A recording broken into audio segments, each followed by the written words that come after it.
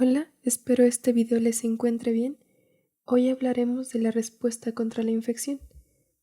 La bibliografía que se revisó para esta presentación es el Mandel, Enfermedades infecciosas, Principios y Práctica, y el Robbins, Patología estructural y funcional. Para hablar sobre la respuesta contra la infección es fundamental conocer lo que es el sistema inmunitario. Este es el encargado de proteger al individuo de las agresiones procedentes tanto del medio externo como del medio interno, así como de ser capaz de aprender a tolerar los agentes no patogénicos. Y esto nos introduce en otro concepto bastante importante que es la inmunidad. Para empezar, dejar claro que existen distintos tipos de inmunidad. Los dos principales son la inmunidad innata y la inmunidad adquirida, mismos que intenté esquematizar en esta diapositiva, que de primer momento puede parecer demasiado, pero si lo vamos desglosando ya verán que no es tan complejo. Primero tenemos a la inmunidad innata, esta también llamada inmunidad natural o inespecífica, que es con las capacidades de respuesta que nacemos. ¿Ok? Esta está constituida por mecanismos existentes antes de que se desarrolle la infección y producen respuestas rápidas a los microorganismos. En esta es muy importante recordar siempre que no es específica y además carece de memoria. Esto significa que no nos defiende de los patógenos precisamente porque los conozca, sino que simplemente los reconoce como ajenos o dañinos y ataca todo lo que identifique como tal. Este tipo de inmunidad está compuesta por dos componentes, que son las barreras naturales y las células de defensa. En cuanto a las barreras celulares, estas comprende piel, membranas mucosas, microbioma natural, los líquidos naturales y los péptidos o proteínas antimicrobianos. Y las células de defensa, que en este caso tenemos a los fagocitos, como son monocitos, macrófagos, leucocitos, morfonucleares. Por otro lado tenemos a las células naturales agresoras, en este caso son las células NK y las células dendríticas. Por otro lado tenemos la inmunidad adquirida, también llamada inmunidad adaptativa, específica o artificial. Esta es un tipo de respuesta que se crea a lo largo de la vida. Puede ser como respuesta a las enfermedades que se van contrayendo a lo largo de nuestra vida o también a las vacunas que se nos van administrando, ¿ok? Una de sus características más importantes es que sí tiene memoria y además es muy específica. A lo que se refiere con que tiene memoria es que tiene la capacidad de combatir infecciones repetidas produciendo un menor daño que en las veces anteriores. Esto podemos explicarlo con un ejemplo muy sencillo. Imaginen que hay una batalla entre personas de un pueblo que están siendo atacadas por un grupo de soldados enemigos. Y nosotros, como sistema inmune, somos otros soldaditos que vamos a ir a proteger este pueblo del abuso que están sufriendo por parte de esos soldados enemigos.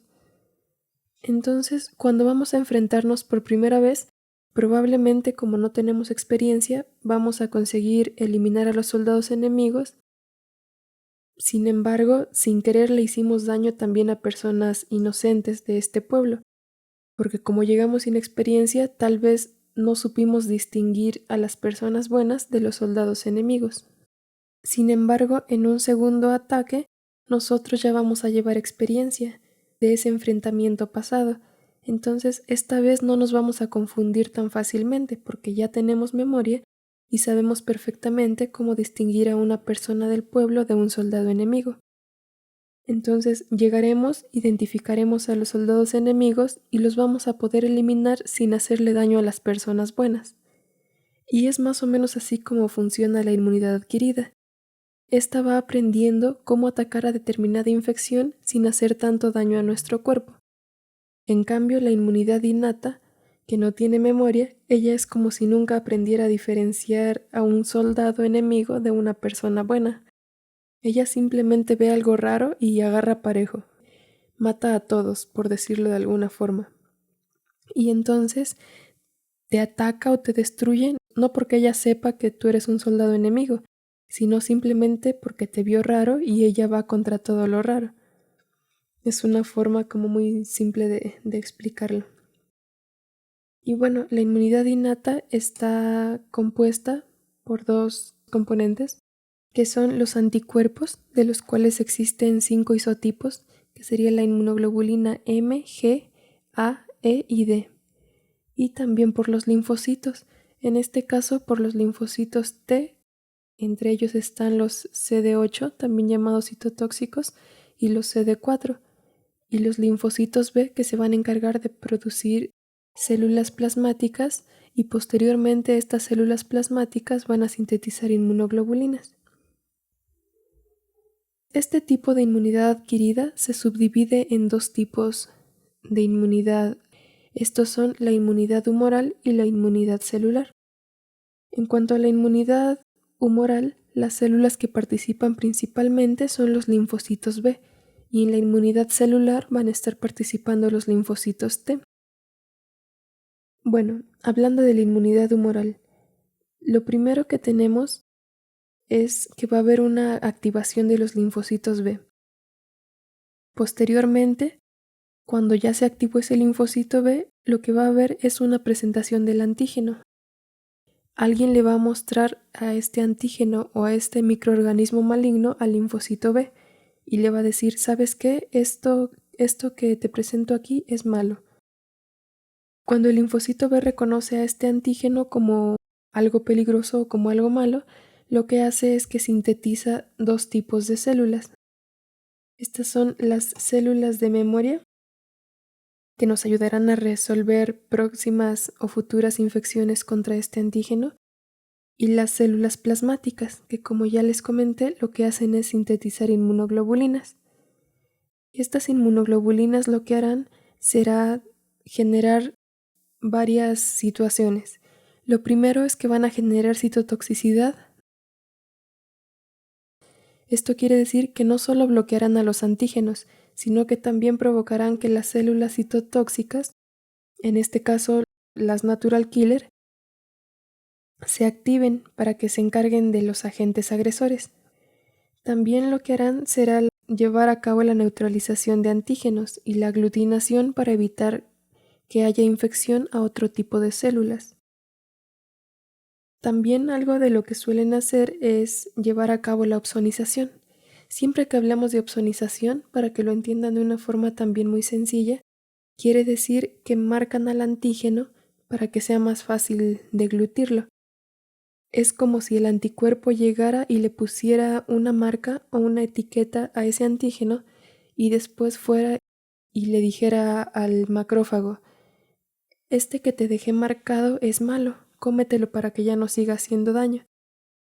Entonces después los macrófagos pues lo fagocitan y de esta forma detienen todo lo malo que nos pueda provocar ese antígeno. Y finalmente mencionar que algunos isotipos de inmunoglobulinas también pueden activar el complemento. En unos momentitos vamos a estar viendo de forma muy general qué es el complemento. Y bueno, esta inmunidad humoral, importante mencionar que participa principalmente en los microorganismos extracelulares y contra sus toxinas. Después tenemos la inmunidad celular, que es esta otra de la que ya estuvimos hablando un poquito. La inmunidad celular, ya dijimos, principalmente va a tener la participación de los linfocitos T. Y aquí, al igual que la otra, va a comenzar todo con una presentación del antígeno. En este caso son las células dendríticas las que van a ir y le van a presentar al antígeno al linfocito TCD4. Entonces le van a decir, ¿sabes qué, linfocito? Aquí encontramos a este antígeno que es maligno. Y una vez que se hace esto, se van a activar dos tipos de linfocitos. Se van a activar los linfocitos TH1 y TH2. Los TH2 lo que van a hacer es activar la inmunidad humoral y activar a los linfocitos B, que es todo lo que ya estuvimos hablando en esta parte. Pero además de eso, también dijimos que va a activar a los linfocitos TH1. Y estos lo que van a hacer es que van a secretar inmunoglobulina G, que son las inmunoglobulinas de memoria, esto va a activar a los linfocitos T citotóxicos y va a aumentar la actividad fagocítica. Y en esa activación de linfocitos TCD8, que son como los linfocitos como los más potentes, por decirlo de alguna forma, su función va a ser principalmente pues atacar y eliminar al agente agresor. Pero estos no solo atacan a ese agente agresor, sino que después generan unas enzimas, principalmente perforinas y granzimas, y lo que hacen es que eliminan al agente, pero también van y eliminan a las células que ya fueron infectadas por ese agente. Y estas participan principalmente en microorganismos intracelulares, como son los virus y algunas bacterias. Y bueno, en esta parte dejé una tabla comparativa que simplifica un poco todo esto que ya estuvimos platicando sobre la inmunidad innata y la adquirida. En este tipo, pues, todo es importante, pero recordar y tener siempre muy presente, primero, que la innata, pues es un tipo de respuesta que es inmediata, ¿ok? Porque son como medidas con las que ya contaba el cuerpo, sin la necesidad de saber que iba a infectarse. Y la inmunidad adquirida, que es la que vamos adquiriendo con la experiencia, pues tiene un tiempo de respuesta más lento. Este va de los 3 a los 5 días. Y bueno, la especificidad también. Ya dijimos que la inmunidad innata tiene una baja especificidad, o sea que ella va y ataca a todo lo que ve raro. Sin embargo, en la adquirida ya es más específica. Ya va y ataca, pero no ataca solo por atacar, sino que ataca porque ya conoce a ese agente que es maligno y que lo está atacando justamente porque lo recuerda de alguna vez anterior a la que nos hayamos expuesto a él. Y bueno, la diversidad, pues la inmunidad innata, la verdad es que tiene formas de responder muy limitadas, porque siempre ataca de la misma forma. Sin embargo, en la adquirida, como también ya es muy específica, pues las maneras en que tiene de responder es muy amplia, porque va a responder diferente a un agente que de otro distinto. Y pues bueno, la memoria, ya dijimos que la inmunidad innata no tiene memoria y la inmunidad adquirida sí. Esta tiene memoria de exposiciones previas y dependiendo de esas exposiciones cada vez va siendo más específica y va sabiendo cómo atacarla de forma más eficaz y sin producir tanto daño a nuestro organismo. Existe otra clasificación, otros tipos de inmunidad. Aquí tenemos dos tipos más, que son la inmunidad activa y la inmunidad pasiva. A su vez, cada uno de ellos puede dividirse o clasificarse en natural y artificial. Lo primero que tenemos sobre la inmunidad activa, que es importante recordar, es que en esta el organismo forma sus propios anticuerpos. La forma natural en que podemos hacer esto es a partir de una exposición a los microorganismos. Es decir, nos infectamos, contraemos algún microorganismo y a partir de esta exposición el cuerpo va a hacer todo de lo que ya estuvimos hablando. Va a reconocer al antígeno, va a saber que es malo y entonces va a generar sus anticuerpos contra este antígeno y en una próxima exposición ya se van a tener esos anticuerpos, por lo tanto ya se va a poder el organismo defender de manera más rápida y más específica. O también puede adquirirse de forma artificial a partir de la vacunación, por ejemplo. Y esto es muy sencillo de razonar. Si, por ejemplo, recordamos estas vacunas en las que lo que sucede es que nos inyectan algún tipo de virus, ya sea atenuado o inactivo, y entonces como nuestro cuerpo ya reconoce a ese virus, comienza a generar sus anticuerpos y una vez que contraemos esa infección, pues ya no va a ser tan desastrosa, ¿no? El cuerpo ya va a tener sus propias capacidades de defenderse contra ella. Y por otro lado tenemos la inmunidad pasiva.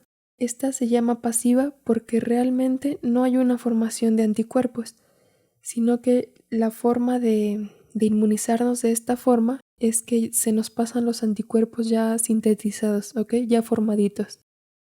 La forma natural de hacer esto es, por ejemplo, lo que sucede en el embarazo, cuando la madre le pasa sus propios anticuerpos al hijo, que son las inmunoglobulina G. También ya las vamos a estar viendo que de los 5 isotipos que vimos, la inmunoglobulina G es la única capaz de pasar la barrera transplacentaria. O también una vez que ya nacemos, también lo que suele obedecer a este patrón de inmunidad es la lactancia, donde encontramos algunos anticuerpos contra distintas enfermedades, como son en este caso por medio de inmunoglobulina A. Y bueno, la forma artificial, que es cuando recibimos los anticuerpos ya formados de forma artificial, por ejemplo por medio de un antídoto. Aquí podemos ejemplificarlo también con un ejemplo muy sencillo. Por ejemplo, si llega y nos ataca una serpiente, obviamente como nunca antes habíamos sido atacados por una serpiente, nuestro cuerpo no sabe cómo defenderse contra ese veneno. Entonces lo que hacen es darnos alguna especie de antídoto y este ya trae los anticuerpos necesarios para esa defensa, o sea, para podernos defender en esa circunstancia sin tener que esperar que nos vuelva a atacar una serpiente para poder defendernos. Y bueno, esto ya es solo para comentar lo que ya estábamos viendo. Los mecanismos innatos del anfitrión, nosotros ya dijimos que es como un espectro continuo, ¿no? Que lo primero que hace un antígeno al llegar al cuerpo es que se encuentra con estas barreras físicas y químicas inmunitarias que actúan pues en distintos marcos temporales para prevenir, contraer y eliminar patógenos. Entonces llega el microorganismo, se encuentra en primer lugar con estas barreras como es la piel, las membranas mucosas, que también ya más o menos vamos mencionando que pueden tener algunas sustancias o algunas enzimas que le hacen difícil a ese antígeno continuar y entrar al organismo a infectarnos. También el microbioma normal es importante porque esto, por ejemplo, con todas esas bacterias que forman parte de nosotros de manera normal, lo que suelen hacer también es como ahuyentar, por decirlo de alguna forma, a estos organismos que quieren infectarnos y lo hacen por medio de competición. Es como si, por ejemplo, en nuestra piel tenemos un microorganismo viviendo y llega este antígeno que quiere infectarnos, pues lo que hacen esos microorganismos de la microbiota es que le dicen, tú no puedes establecerte aquí porque aquí es mi casa, no puedes llegar a invadir mi casa. Entonces, de esa forma, por medio de competición, evitan que llegue ese microorganismo a establecerse en nuestro organismo y a infectarnos. Así también como los péptidos o proteínas antimicrobianas, que son de las que ya estuvimos hablando. Y bueno, cuando los microorganismos son capaces de superar las defensas de las que ya hablamos, de piel, microbiota y todo esto, el siguiente obstáculo es evitar la detección por los receptores de reconocimiento de patrones. Estos yo me los imagino como si fueran una especie de patrullitas que están buscando por ahí algo que se vea sospechoso, ¿no? Que eso que identifican ellas son justamente los llamados PAMP, que es las siglas de los patrones moleculares asociados a patógenos. Estos patrones moleculares asociados a patógenos podemos identificarlo como que es algo con lo que ese antígeno se delata, ¿ok? Es algo con lo que deja claro que es algo patógeno, que es algo malo. Entonces, estos receptores de reconocimientos de patrones, que ya dijimos que son como patrullitas, detectan estos patrones moleculares asociados a patógenos y entonces de esa forma se dan cuenta que es algo malo y los detienen. Se los llevan arrestados, por decirlo de alguna forma. Se han descrito varias familias de receptores de reconocimiento de patrones. En estos casos tenemos a los receptores de tipo TOL, que son estos, a los receptores de tipo NOD, también se les suele llamar NLR, a los receptores de lectina de tipo C o CLR y a los receptores de tipo del gen 1 inducible por el ácido retinoico, también conocidos como RLR. Y bueno, una vez que se activan estos receptores de reconocimiento de patrones, lo que sucede es que hay una transducción de señales mediada por ellos mismos, y esto lo que ocasiona es que inicie la respuesta inmunitaria, que es lo que permite eliminar a ese patógeno invasor. Es lo que les comentaba, que es como que se los llevan arrestados y de esta forma se elimina el patógeno del organismo. Y bueno, para que se produzca una infección, pues se deben superar todos estos obstáculos de los que ya estuvimos hablando. Ya hemos estado mencionando las inmunoglobulinas o anticuerpos, que son lo mismo, pero hay que conocerlos un poco más. Estos son proteínas séricas producidos por los linfocitos B. Si recuerdan lo que hablamos unas diapositivas atrás, los linfocitos B participan principalmente en la inmunidad humoral. Entonces, siempre que escuchemos inmunidad humoral, vamos a estar hablando de anticuerpos. Debemos tener en cuenta que cada clon de linfocitos hace su trabajo de forma diferente. Es como si tuviéramos distintos fabricantes que cada uno le diera un toque propio a sus productos. Y tomando en cuenta que existen millones de clones de linfocitos B, existe una inmensa variedad de anticuerpos. La diferencia de estos anticuerpos se encuentra en el sitio de unión al antígeno, que es esta parte de aquí. Estas terminaciones distales de los anticuerpos tienen una conformación única que va a reconocer a determinado antígeno mediante un mecanismo de reconocimiento llave-cerradura. Esto podemos ejemplificarlo de una manera muy sencilla. Imagina que tienes la llave de tu casa. Esa llave solo podrá encajar en la cerradura de tu casa. No funcionará si intentas utilizarla en la cerradura de tu vecino, porque esa llave es específicamente para tu cerradura. Asimismo, hay un reconocimiento específico para cada antígeno. Si mi anticuerpo reconoce determinado antígeno, no va a unirse a otro antígeno para el cual no está conformado. Y la parte que permanece constante sería el extremo proximal, que es el receptor de la célula. Esto le permite interactuar con elementos fijos del sistema inmunitario, como neutrófilos y monocitos, que ingieren y matan los microorganismos patógenos recubiertos de anticuerpos. Esto ya lo ejemplificaremos en unos momentos. Podemos visualizarlo mejor en esta diapositiva. Para recordar fácilmente la estructura de un anticuerpo, podemos asociarlo con una langosta, que de igual manera tiene su cola, su cuerpo y sus pinzas. Está conformada cada anticuerpo por dos cadenas pesadas, que son esta que en la imagen aparece en color rojo, y por dos cadenas ligeras, que son estas pequeñitas en color azul. Cada una de estas está compuesta de unos 110 aminoácidos unidos por puentes disulfuro. La parte de las cadenas pesadas que se une al receptor de la célula se llama factor Fc. Es el factor constante, que sería la cola de la langosta. Y ya sabemos que esta parte es la que interacciona con los receptores presentes en las células del sistema inmunitario. Pero esa no es su única función, sino que también puede unirse a receptores transportadores especializados que llevan el anticuerpo a través de las barreras epiteliales hasta las secreciones, como sucede con la inmunoglobulina A, o a través de la placenta hasta el feto, como pasa con la inmunoglobulina G. El factor específico del cual ya hablamos está conformado por una de las cadenas ligeras y la parte distal de la cadena larga, formando el sitio de unión al antígeno. La forma en que los anticuerpos facilitan esta detección y eliminación del antígeno es así. Basándonos en esta imagen, imaginen que el antígeno son las uvas.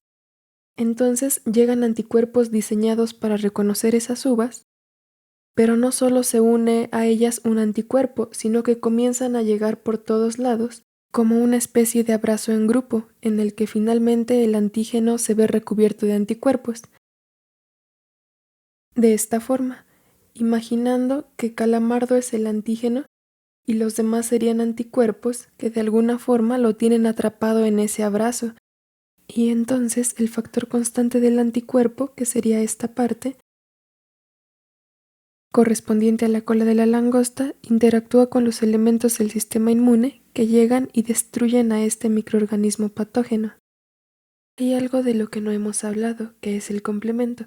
Este es un conjunto de proteínas séricas que aumentan o complementan la acción de los anticuerpos al facilitar la fagocitosis, atraer leucocitos y directamente lisar o destruir microbios. Estas proteínas se activan a manera de cascada.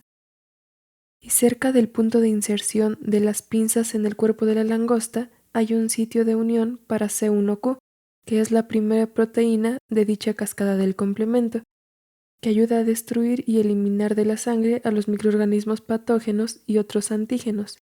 En el ejemplo de la langosta, esta correspondería a esta especie de limones que vemos aquí. Los anticuerpos tienen algunas propiedades. Por ejemplo, en el sitio de unión al antígeno, que dijimos que se encuentra en el extremo FAB, tiene una afinidad, que es la fuerza de interacción, calidad de ajuste y la energética entre el antígeno y su sitio de unión. La avidez es la medida de esa interacción. Mide qué tan ávido es ese sitio para unirse al antígeno. Si es muy fuerte la fuerza de unión, decimos que tiene una mayor avidez. Si no es tan fuerte, consideramos que tiene una menor avidez. Y la porción más específica es lo que conocemos como epítopo. Es como la esencia, lo que nos ayuda a reconocerlo y diferenciarlo de otro. Por ejemplo, si ustedes pudieran verme, mi epítopo podría ser tal vez que tengo el cabello largo o que llevo el cabello trenzado. Es lo que nos ayuda a diferenciarme de otras personas. Si tú usas gafas, por ejemplo, ese sería tu epítopo, y cuando te vea voy a reconocerte porque las llevas puestas. Es aquello más específico que me ayuda a reconocerte. En este ejemplo, tenemos un epítopo en forma de triángulo, al cual solo se va a unir el anticuerpo diseñado para una forma triangular. Nunca se va a unir a él el anticuerpo diseñado para otro epítopo como el circular o el cuadrado. Siempre se unirá solo el anticuerpo que fue diseñado para él. Y hay algunos antígenos que son tan grandes que pueden tener muchos epítopos y reaccionar con múltiples moléculas de anticuerpo al mismo tiempo, como este que vemos aquí, que tiene 3 epítopos, por lo tanto puede interactuar con 3 tipos de anticuerpos al mismo tiempo. Existen distintos tipos de inmunoglobulinas circulantes en el organismo. Ya mencionamos que hay 5 isotipos. Esta diapositiva lo que nos deja saber principalmente es que son distintas entre sí. Podemos ver que la semivida en el suero y muchas otras de sus características son muy variables de un isotipo a otro. Por ello veremos cada isotipo de forma individual. Con solo ver esta imagen podemos darnos cuenta de que estructuralmente son muy diferentes. Esta imagen es muy ilustrativa, sin embargo a mi particular punto de vista me queda más claro si me las muestran así. Sé que parece algo sin sentido, pero verán que si conocen y recuerdan este meme tiene algo de ilustrativo. Hablemos de la inmunoglobulina M. Para recordarla yo tengo 2 asociaciones, muy poco serias, pero que me han funcionado. Se las comparto en caso de que les sean útiles. La primera es que recuerdo IgM con M de muchas, ya que está compuesta por 5 monómeros. Este es un monómero, este es otro monómero, este es otro, hasta que juntamos un pentámero, es decir, 5 monómeros. Por ello también es la de mayor peso molecular, y como es tan grande, está restringida al compartimento intravascular, no puede ir a ningún lado porque no cabe. Y la otra asociación con la que la recuerdo es que es IgM con M de metiche, porque es la primera en actuar, y siempre que pasa algo, ¿quiénes son los primeros que llegan? Los metiches. Como es la primera en llegar, pertenece a la respuesta inmune primaria y predomina en la fase aguda. Esta ofrece una defensa eficaz a pesar de su baja afinidad. Lo que hace es que bloquea la unión del microorganismo a la célula y facilita su eliminación. Además, es la que fija el complemento con más eficacia. Es distinto fijar el complemento que activar el complemento. Fijar el complemento se refiere al momento en que la proteína del complemento, como C1q o C3b, se adhiere a la superficie específica. por ejemplo, una membrana celular extraña, un complejo antígeno-anticuerpo o una partícula microbiana. La fijación es el primer paso que permite el inicio o continuación de la activación de la cascada del complemento. Entonces, activar el complemento es el proceso mediante el cual las proteínas, después de ser fijadas, se desencadenan en una cascada enzimática que genera respuestas efectivas como la opsonización, la inflamación y la formación del complejo de ataque de membrana. Entonces, esto siempre hay que recordarlo. Primero se fija el sistema del complemento para posteriormente poder activarse. También hablemos de la inmunoglobulina G. En esta parte se ilustra como el chimps muy fuerte que incluso tiene músculos en los músculos. Eso es porque esta pues es la más abundante en el suero, además de que puede moverse al líquido extracelular y es la única que atraviesa la placenta humana hasta el feto. Esto es muy importante recordarlo. Además desempeña el papel principal en la respuesta inmune secundaria. Recuerdan que era la inmunoglobulina de memoria. La forma en que ella actúa es neutralizando las toxinas y los virus, así como opsonizando patógenos para facilitar su fagocitosis. Esta activa el sistema del complemento, y existen 4 subtipos de ella, la IgG1, 2, 3 y 4. La IgG1 y 3 pueden fijar al complemento, y la IgG4 tiene una mayor participación como respuesta a los helmintos. Algo que también se ha postulado es que la deficiencia de IgG2 predispone a infecciones por microorganismos encapsulados. Sobre la IgA, lo que podemos decir es que la mayor parte de ella se produce por las células plasmáticas submucosas que la transportan de inmediato a las secreciones. Esta está en altas concentraciones en saliva, lágrimas, leche materna, secreciones gastrointestinales y respiratorias. Siempre hay que recordar a la IgA como la inmunoglobulina de las secreciones. Esta protege las superficies mucosas mediante la neutralización de patógenos y toxinas. Además existen 2 subclases, la IgA1 que es monomérica y se encuentra en el suero y la IgA2 que es la que se puede polimerizar y se transporta a las secreciones.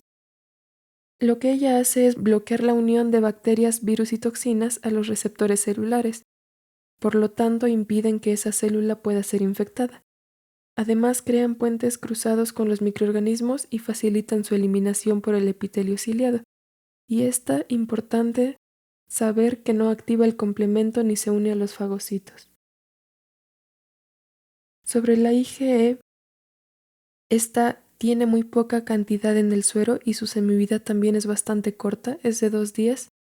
Y a ella siempre hay que recordarla como la inmunoglobulina que se involucra en reacciones alérgicas y enfermedades parasitarias. Es lo más relevante sobre la IgE.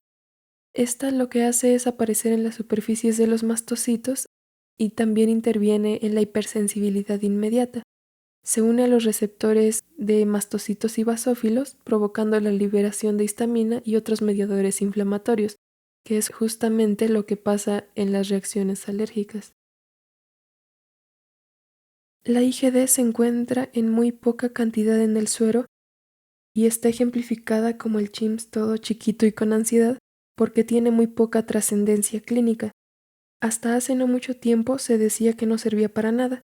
Sin embargo, recientemente se ha postulado que no es que no sea útil, sino que su función específica es menos comprendida, pero se cree que actúa como receptor antigénico que participa en la señalización celular y que está involucrada en la activación y diferenciación de los linfocitos B. Por ello se encuentra en la superficie de los linfocitos B no activados. En este esquema podemos ver el comportamiento de las respuestas inmunitarias primarias y secundarias. ¿Qué es lo primero que podemos observar? Pues bueno, que en una primera exposición al antígeno, lo que se estimula es la producción de anticuerpos, en este caso IgM, que pueden ser detectables después de la primera semana. Los fagocitos B específicos del antígeno proliferan y algunos se transforman en células de memoria. ¿Recuerdan que es la IgG? Esta IgG en una primoinfección también tarda 2 semanas en elevarse. Sin embargo, en las siguientes exposiciones al mismo antígeno, estas células de memoria se activan muy pronto, y como la IgG ya es muy específica, se eleva con mucha rapidez para ayudar a combatir esa infección.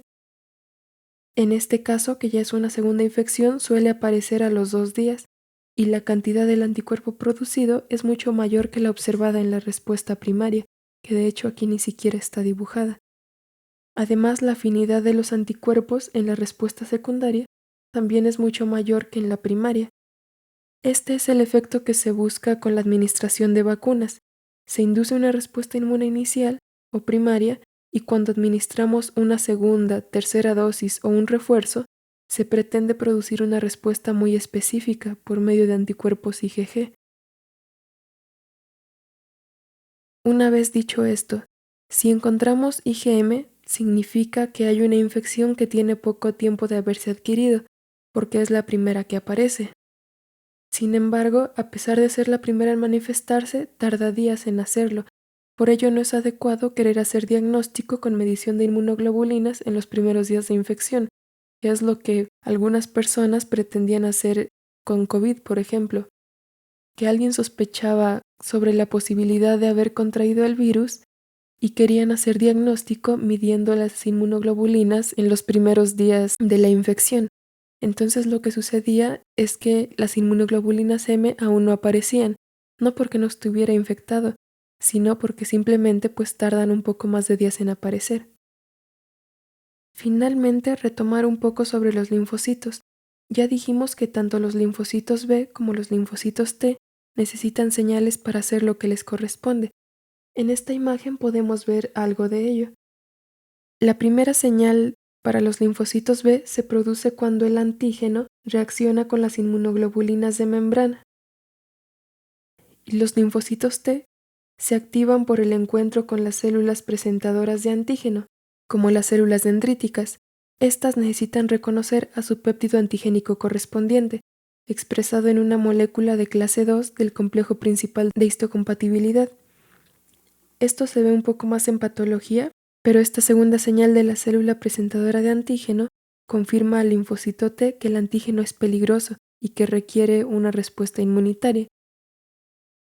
Y para cambiar de IgM a otros isotipos y formar células de memoria, los linfocitos B precisan una señal de los linfocitos T activados. Estas segundas señales son la interacción del CD40 de los linfocitos B con CD40L o CD54 de los linfocitos T activados y varias citocinas. Imaginen que los linfocitos B y T son los jefes y tienen algunos trabajadores. En este caso, el trabajador del linfocito B es el CD40 y los trabajadores del linfocito T son los CD40L y CD154. Estos trabajadores se encuentran, interactúan y llevan la razón a su respectivo jefe, que es necesaria para provocar la respuesta. Comienza la participación de algunas citocinas, interleucinas, inmunoglobulina D y M de membrana y factor de crecimiento transformante. Entonces comienza la respuesta. Es así como responde nuestro cuerpo contra la infección. Hasta aquí el tema de hoy. Les agradezco la atención y su visita al canal. Espero este contenido les sea de utilidad. Si es así, agradecería demasiado se suscriban al canal, me apoyen con un like o compartan para que este video llegue a más personas. De momento me despido. Nos vemos en un próximo video.